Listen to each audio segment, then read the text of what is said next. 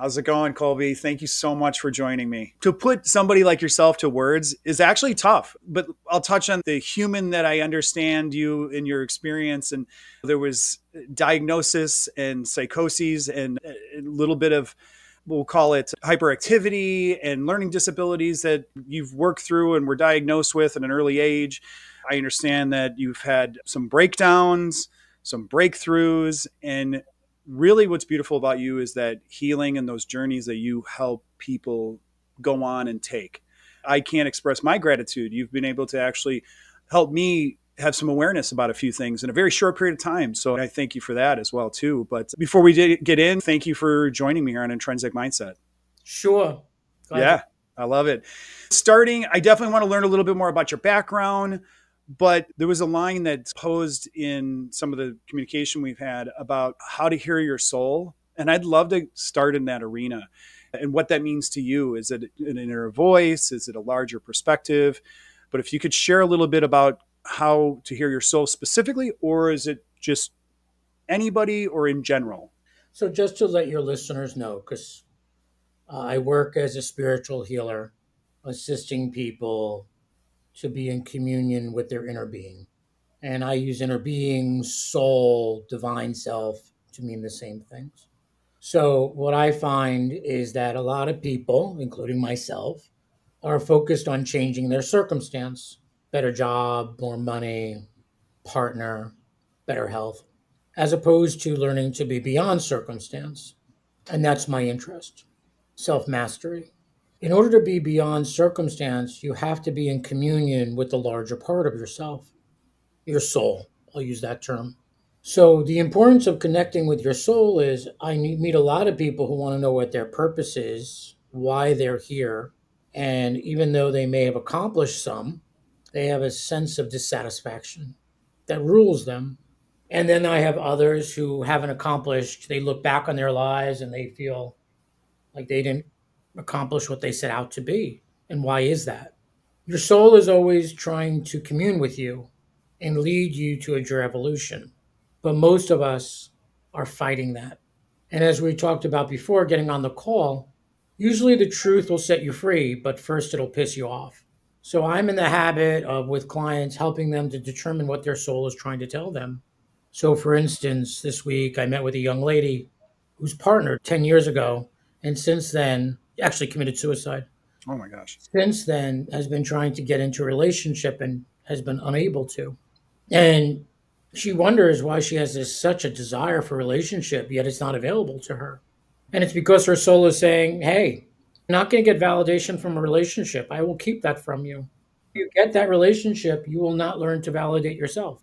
Stop trying to get a relationship, accept that you won't at this time, or maybe never. Find happiness now. Yeah. Stop waiting. Stop hijacking your life and pretending like you're in control, because you're not. Yeah. Right. I want to step back to one thing, and I do want to ask you a question about that as well, too. But I'll use the word resistance internally with people going for their purpose or not recognizing it. Is the predominant amount of resistance or all the resistance internal, or does the external create that resistance into the soul's journey as well, too? So a lot of people want to think that what they are thinking equates to manifestation. And sure it does, of course. The more positive you are, the more affirming, the more gratitude you have. Sure, that helps out a bunch. But it's not the only thing, in my opinion.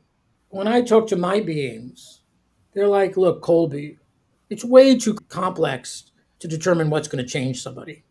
It's so outside of human sight. You're not going to figure it out. No one's going to figure it out. But you can choose to decide how to go through life. Mm-hmm. That's what you can do. Decide to be affirming. Decide to be positive. Decide to be surrendered. That's going to make the big difference for you. Yeah. And for your clients. There are internal forces, your thoughts, mm-hmm. and there are external forces, some of which are known, karma, some scars, astrology, cosmic forces, I don't know, that have an influence as well. But the point is to not try to gain control of those manifestation forces. Mm-hmm. The goal is not to manifest a worthwhile life or a life you can be proud of. That's not the goal. That's still in the ego. The goal is to be yourself. That's the goal. Whoever you are, it's to be you. So for the young gay kid, it's to come out and be gay. For the transgender person, it's to be transgender. For the artist who's a corporate attorney, it's to be an artist. It's to be you, whoever that is. Maybe you're a thief. Be a thief. Be I love it. whoever you are. That's the goal. And we are constantly unfolding into who we are. Yeah. That's the goal. All I was just going to say is I think that there's so many times where there's an egoic goal or a big thing that I think I'm going to achieve, and then all of a sudden I will achieve some happiness in that perspective. So I am completely living in that tomorrow idea today. I'm not being present. That's driving my actions. I'm not going to say that's a totally bad thing. There are things of visualization, and we're trying to manifest and change. I have this, I want this in some version, and that's what you brought up before. Good, bad, or ugly. It's a part of what I'm doing. And then, but I think I personally can get lost in some of those. And then that's when I'm not being in gratitude of the small wins along the way, but living externally of where I'm at in that So regard. there are some forms of thought that prove desire. Give up desire, be still, be present, Yeah, find gratitude in the moment. But that is also a desire. it is. Yeah. We cannot escape our desires. Our soul, the larger part of us, talks to us through our desire. How else would it talk to us? When you have a desire, not for a chocolate chip cookie or a piece of pizza, but a desire for something that gives you real joy, that's your soul. And people have learned to deny it because it's impractical. I could do it later. It's expensive. But really, that's their soul talking to them. Yeah. So if you want to know what your soul is telling you, you can play a game. And the game is, what do I want? So let's play the game, if that's okay. So we're going to close our eyes. And I'm going to ask a question. We're both going to answer it. What do you want? So you sit with that. What do I want? I want hugs from a puppy. What do you want? The word that came to my mind was independence, Great. Now let's play the game again. What do you really want? ease, Love. comfort. Let's play it again. What do I really want? I keep coming up with bigger words like freedom. I want ground. When you ask yourself what you want, then what you really want, you go deeper, generally. Agree. Soul desire. And then you set your course. Okay, I want ground. I had a recent upset. I'm not as grounded as I would like to be. And now my awareness is drawn to that. Okay, so what can I do to bring myself into ground? Life's a lot less complicated than we give it credit for. I was just going to say that's a very simple, and I believe that I was actually going to touch on that, how simple it can be for those desire points to achieve them, to go outside, take your shoes off, and be grounded. Life It's an itself achievable. make it very complicated. I just had a fight with a friend, and the simple thing is, okay, everything has a season. Let me stop trying to be this guy's friend. Let me just let this go, as opposed to trying to work it out and get myself understood. It's okay, time to move on. Yeah. Because if you fight and you create that desire to change his mind, yeah, I was going to say you only hurt yourself in a sense, or there's only a cost to you You in betray that yourself regard. Yeah. by trying to play God and control things and make it work out. Yeah. We try to make things work out because we don't trust that they will. And then we Yeah. get what we get. You had said something too about and I'm going to use my own interpretation because I'm not putting words in your mouth. I was going to say is that I really like how those desires come in my opinion, as a positive. All that stuff from coming down from soul and source, it's always a positive desire of something, of a joy, of a light, something that lights me up. Sometimes I'll set in on, because I was trying to think, I'm like, do the repulsions come in when you said that too? Whether if I'm repulsed by a situation or what I'm in or where I'm at right now, it's a secondary thing because now I'm attached to what I don't have, and I'm thinking of all the reasons I don't have it. And I'm starting to beat myself up and upset about it. But I think the tie in that was the way I took that is that it really does all come from a real positive, loving, fun, light way when you have a true organic desire. Yes, Like, okay. usually in spiritual work, they don't talk about this much because it's not very popular. There's a shedding of ego, which is not very comfortable. Consider that the soul is housed in the ego. Think of the ego as the white part of the egg. The soul is the yellow yolk. The ego needs to be cracked to let the light of the soul out. And normally that process is not comfortable. So we may sit in that, what do I want? What do I really want? And you may want to come up with, I want to murder somebody. Not that you would, I know what you mean. Yeah. but I have this rage. Okay, let's attend to the rage. Let's not push it to the side. Let's go in. And in going into it, we crack open the ego and the light of the soul comes forward. Yeah. We don't want to deny our negativity, our rage, and anger. That would I be called agree. spiritual bypassing. We're going around our psychology. And in my experience, there are a lot of people who spiritually bypass, who know the right words to say, who practice gratitude, but lack self awareness because Sure. they're not aware of their shadow. The more dark you are, the brighter you are, really. The larger your shadow, the brighter you Yeah. are. So anyone who's got any sort of gift has a pretty big shadow. I have a very dark shadow, but hopefully I'm aware of it more than I was. And so it's less in control. I agree. There's so many times too, as if I'm lost in the anger, irritation, whatever it is, going through it, whatever that interpretive view looks like, really is my only way. Because every time I bury it, it surfaces itself up. There are times where I feel like I've gone through it, worked through it, I've cleared it out, and I feel as if there's a healing. But now there's this rut there because I've had it for so long, and then the rut just gets filled in, either with something of a similar pattern, if it's a similar relationship or whatever it is in my life. I end up just filling that, we'll call it this proverbial rut or the hole, whatever. Can you give an example, a specific example? Yeah, a couple different things. I'm trying to think of a good example. In business, there are personality types that possess, we all possess all things, and we're all cuckoo for Cocoa Puffs half the time, but is things like narcissism or narcissistic behaviors. I get that those are big subjects these days, but in business, I found myself attracted to these situations where I would have a narcissistic person that I was we'll call it like a second tier to them. There's an allure, there's a seduction as part of the process, and then there's an ownership and indebtedness, and then there's the guilts that play in. So then exit that one, get into another one, and continue to find these and feel like I healed deep pains, but I continue to find these similar patterns of slightly different, but very same type of, in these cases, men in business. Unpacking that, there was associations with the father. Why does your soul keep on drawing you to that? What is your soul trying to get from? And do you have an answer? I don't have a specific answer. What came out of it too was there was the growth of the initiation of the father in the same sense. So there was a very parallel to that, the being able to cope with and then the allowing myself to get the guilt to seep in and finding people to feed my guilt so that I could stay in the same spaces in life, and I could use that as an excuse to not bridge to where I want to be. It was a crutch in order to find the same person. I don't actually have to answer for my own independence, and it's their fault. It's one interpretation.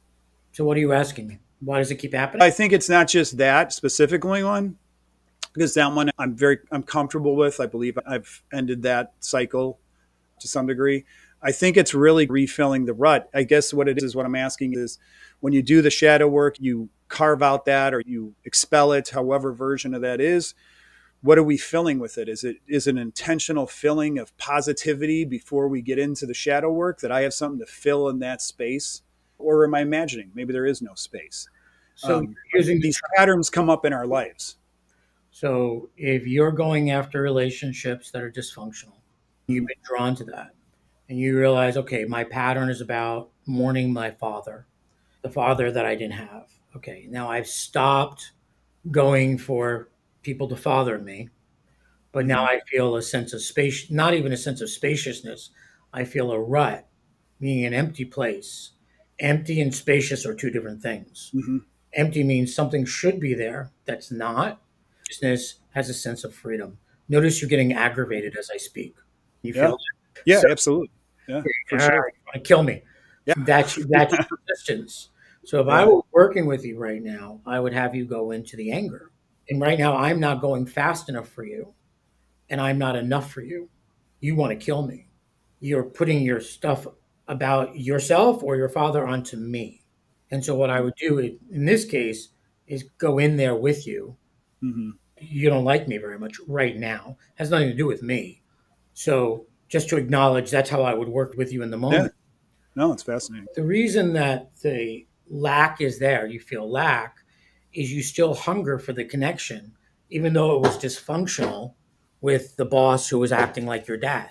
So you don't have the Sure. contact, but you want contact. And you don't know how to get the kind of contact you really want. And so you keep your hands in your pockets because you don't know what to do with your hands. So it's a form of imprisonment. And you got to hold yourself. And it's very uncomfortable to hold yourself. There's no freedom there. Which ties into exactly what I said when what do you want? The opposition of freedom and imprisonment, the barriers, the bird cage that the door is open, but I'm not leaving. That's beautiful. Yeah. Thank you. I love it. Going to another iteration of that too is actually there's psychic protection without buying into the fear. I'm using some words that you have written at one time, but I would say for me right now, I'm associating that too because there are people and there's exterior, and it's not about saying that people are bad. I need to protect myself, but there's a sense of what does that mean in the world? Can you elaborate on a little bit on that, or is that am I looking at that? There are people who make careers, write books, cadres of books on psychic protection. And I'm not saying that it's not important or that you don't need to do it, but it is a fear based technology. Do people invade other people's spaces? Yeah, sure, they do. Are there other beings out there without bodies? Yeah, there are. The more you feel good, the more you're going to resonate that energy. And the more you're going to fill yourself up with you, your own vibration. And when I say vibration, frequency, vibration, or color, so let's say I'm a blue and you're yellow. So the more I fill myself up with that which is me, which is blue, the more I clarify my vibration, not expand it, not raise it, but clarify. It's very important. I want to become the most blue that I can be. You, the most yellow you can be. When you're full of you, else can get in but you. The goal is to be full of you. In the meantime, you might decide to do some practices until that occurs where you can protect yourself. I know people who can't go outside till IKEA, Walmart, Costco, and shopping without getting some pollution. Yet there are Hollywood celebrities and porn stars who everyone wants a piece of who don't have a problem. Why Hmm. is that? Yeah. Some people, it's not an issue, and some people it is. Yeah. I think something to do with our fear has something to do with it. Those people who have no problem, porn stars, Hollywood celebs, and the like, don't worry about it. It doesn't even occur to them. Now, once it occurs to somebody, it takes seed and it roots, and then it can disrupt your field. The more scared you get, the more scared you get. And then things come to mirror that to you. When I see entities and this type of thing, they look like snakes. Not that snakes are bad, but when I look around, there are snakes everywhere on the floor, sizzling around around your neck. Now, there are places with less snakes, but every place has snakes. So Hmm. it's about not putting attention on those snakes and putting your attention on filling yourself with you. Sure. Now, what's in the way of that is our childhood upbringing of being told we're not enough, or being you is being selfish, or pay attention to me, not you. Is it okay just to be me? Once you stop fighting with yourself, all the battles are over. Yeah. If you are having a problem with entities, it's because you're fighting yourself. And that's just a mirror. Now, we all have self hatred, all of us, but there are those who work on it more diligently than others. And there are those that distract themselves, Yeah. things to attack. I've been attacked. But the key is to focus on loving you. But Right. Colby, I know how to love my dog. I feel this warmth. I know how to love my partner. I feel that. But you're telling me I'm supposed to have that feeling when I look in the mirror? That's different. What does full self acceptance look like? We're raised in a culture where we look in the mirror and go, oh my God, look at this. We're all getting older, right? We're only, this is as good as I'm going to look. Tomorrow I'll look less good, right? Unless I get some work or something, right? So it's about loving ourselves. So there's another practice people can do because I'm big on practices, because I'm big on the how, as opposed to just talking theory. Is the next time you pass a mirror, you look into the mirror and you say, I love you, and I let you out. And you let your soul out. You let your soul Yeah. come in. I love you and I let you out. Yeah. Every time you pass in the mirror, I love you, and because we were so in the mirror. Oh, do I have a pimple? Is there a hair? I Put my see some more grays. Do I have less hair? Like, yeah, Exactly. I let you out. Most people are looking for healing, for someone to come along with their magic psychic wand and pluck Yeah. out their trauma. But we have, if you believe in reincarnation, we have hundreds of thousands, millions, gabillions of lives. Good luck plucking out all the trauma. Far easier to learn how to master your consciousness moment by moment. Far easier. I'm not saying trauma work's not important, but it's far less important than talk shows would give you the impression that. I believe that fully. And I did actually for the longest time too, even like in music, like you said, like some people can't go into Walmart or wherever it is, but like big stadiums where there's concerts, I always had trouble with that for the longest time. Maybe occasionally still do, where there's just all this energy around you and stuff like that too. And you saying that recognition really resonates because the self love. When I'm in my true power, I'm not concerned as much as the surroundings. There's a real power and real strength to that. And say that to me with the mirror one again. I apologize because there's a lot of things. There's a lot that's absorbing in. You said when you walk by, you say, "I love you," and I release you. I let you out. I let you out. I'm sorry. Thank you. Being I your let own you out. inner divine. I will say, if I just was in Lake Tahoe, amazing energy. Amazing. And probably because it's such a pure mountain, water, mountains, it's just gorgeous. I've been to a lot of gorgeous places, but there's something about the energy of place that does impact us. Yeah. And there's something about being around a place that has less people because there's less energy, less psychic energy, Mm-hmm. less thoughts bombarding us. I am much more comfortable in the countryside or on a boat in the middle of the water by myself than I am in Manhattan. And I'm from New York. It's easier for someone sensitive. Those of us who are sensitive, that's a gift and a curse, right? Yeah, Gives me all sorts of information and insight, but it also is a lot to manage. it is. There's times where I don't even know if these, like some of the emotions I've had over time too, if are anxieties or anger, some of it doesn't feel like it's mine. I've had that too. Yeah, the problem with that is if you hold that it's not yours, I'm not saying you're wrong, then, oh, it's not me, then I'm porous and I'm Yeah. unsafe and their oogie boogie's going to get me. So it's a line of thought you don't want. It's you're feeling it. Congratulations, it's yours now. There you So go. Yeah. congratulations, it's yours. So let's process it and get to the bottom of it. And then if it's happened to be not yours, let's look Sure. at what you're doing to expose yourself. Yeah. And that's where you nailed that. Where is the exposure? I'm able to, for that particular thing, recognize it, identify it, and be able to, okay, I'm good. Thank you. But the porousness and how did I expose myself? That's on the entry point. Now, there are people who can go to bars and all sorts of sundry places and have a wonderful time and feel it illuminated them. And then there are those who go to bars and other sundry places and feel like hell. What does it have to do with? Some of it has to do with our consciousness that we might have shame or fear of rejection, and that draws. Some of it is past life trauma. Who knows, right? But we all know what works for us at this point. Like I used to love to go into antique shops. I would never go into an antique shop now. In a million years would I go into an antique shop. All that old Yeah. stuff with other people's ugh, never. But if I go, I know I'm taking my chances, Interesting. and the Yeah. consequences are mine. That's it. Yeah. Something might call to you though. I'm going to bring it home. I've actually had that happen too. There were some vases that somebody gave me and drawn to take them home. And then I ended up giving them away. So not sure what that was, but that's okay. That's just one of those little stories. So how about this? Because you talked about really loving yourself into truly just, I guess, when we're working with other people is what I'm talking about. Now that we're talking about relational, now you have like work situations, you have, say, direct relational, the children, and I guess exchanging and loving. Do you feel that there's, and this is just one of those open questions, I'd love to hear just your opinion.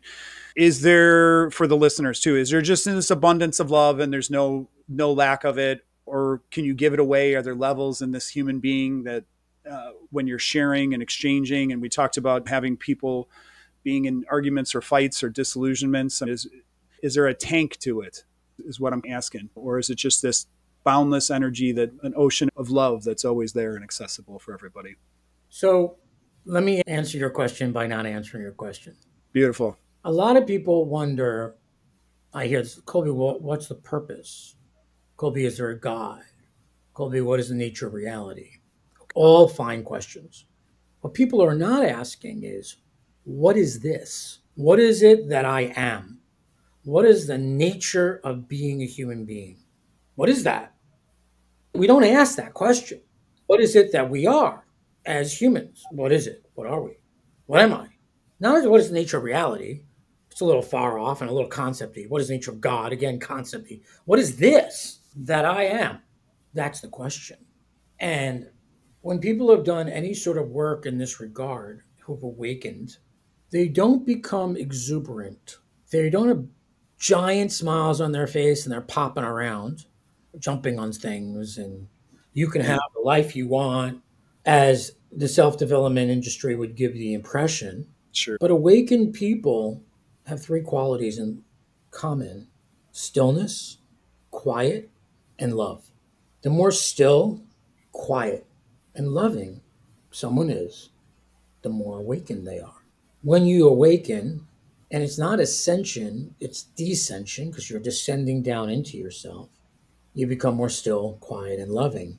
That is our nature. That's where I would draw that conclusion. When you get past the mishigosh, the craziness of the mind, that's where you come. That is the nature of you: still, quiet, and loving. Instead of talking about what the nature of reality is, or what God is, or what the human being is, because a lot of people like to talk about spirituality or try to explain it, as opposed to having a direct experience is the only thing that teaches. We can talk all about the nature of reality, whether dead, what happens after death, spirits, aliens, but the whole other thing is to have a direct experience. So it doesn't matter what I say about love being the nature of art. It doesn't matter. Sure. What matters is that I help someone have that experience, because they can only talk from their experience. If they don't have the experience, it's like people talking about politics who don't know about politics. Yeah. Everyone has an opinion, but how come did you read the paper? You're just reciting something somebody else told you. Exactly. I hope You did. You did beautifully. Yeah, absolutely. The moment you said that, you already answered the question. I think too, in that arena, I'll just share, because it's just a reference point, is that there's times when it's this human experience that it feels as if it takes more energy for me to be here than it doesn't. Meaning that when there's stillness and silence, there's that sense of ease and comfort, and plugging back into this life feels like it requires so much energy for me to just not just dissipate into the ether of it all. it takes So a I think lot of there's energy. an integration. It takes a lot of energy to be in the workaday world. Is that what you're saying? I just to take all the cellular data that's in our bodies and our experience and just keep it all contained in together. I'm talking on just a larger kind of metaphysical sense of it's less about the day and more about, so say a deep meditation, or if there's a breath work or something like that, and there's a detachment from the day, we'll call it, there's a connection to God. And it just feels so easy. If I go into a meditation in the ego in this world of saying like, where's the money? Show me the money. And I go into a deep meditation and I go off into a comfort and speak with higher self. When I'm there, I don't care about money. It doesn't matter. Don't need it. I don't need food, don't need air, don't need water, don't need anything. And then I come back into this body, into this existence of life, the life path. And it just feels like it requires so much energy to stay into this corporeal, because so much of this is a hologram in the sense of printed pendulums and how it's all driving forward. So I think there's less of a question, and it was more about just adding into, or my version of adding into what you said about the silence and feeling the silence, feeling the comfort, feeling the ease, and then coming back into this existence. But now I'm talking about a separation, and there is no separation in that sense. So if I take what you said literally, you said, show me the money. You did this meditation. And in the meditation, you didn't give a crap about money. Correct. Yeah, for that example, for sure. You feel oppressed by all the pressures. Because when you're here, you refuse to get to bring forward what you got, which is that money is inconsequential. You're fighting your intuitive knowing. You got from meditation, money doesn't matter. Yet when Yeah. you're here, you're insisting that it does. You're like, it does matter. Yeah, but your meditation told you it doesn't. So what if you moved in this life as if money doesn't matter? No, it does matter, Colby. Okay, let's take a day. Let's see. Does it really matter? Really? And let's take that apart. Let's take that apart. Where does it matter? Where does it not matter? Because Hmm. there's a lot of have tos and I gottas, and I meet with a lot of people who don't think they have money, and then when we do the numbers, they've got enough money. Yeah. There's a lack of. Sure. I'm not Yeah. saying that's your. If you're getting that kind of schism, Yeah. Schism. There you go. Yes. that to me means you're not living what you know. That's it. I know that I can trust the universe. Yet I was fighting with my friend trying to hold on to this relationship. I was fighting what I know. If I acted with what I know, I would have been like, okay, I guess this is done. Best of luck to you. It's been lovely, but we're at a separation point, and I wouldn't suffer at all. But I'm fighting with my agenda. I want it my way. You want it your way. We all want it our way. And that's our ego fighting. It's not going to win, but it's going to pull it up a hell of a fight. Yeah. And I'll just add to one thing too, is what some of it ties into survival. There's essences of where it's the manic do or die. It's all or nothing. And that's not the case. It's not the case at all. There's a logical recognition. There's this deep little thing, that resonance of like, if I don't do this, I will literally die. It's the silliest thing ever. But we still act as if I'm going to die in this situation, or carrying around enough anxiety about it that it's a do or die situation. I know I'm being dramatic, but there's a level that it feels like that. Yeah, you are dramatic, and that's okay. Yeah. I was dramatic yesterday. And our ego, the part that wants to protect us by getting us to feel different and special, wants us to be hypervigilant, wants us to be on alert that there's a rhino or a tank coming after us. Yeah.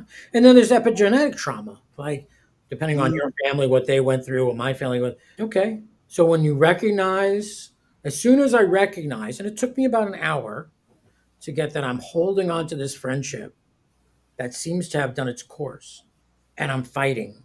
I know this feeling. I know what it is to fight. Okay, let me let it go.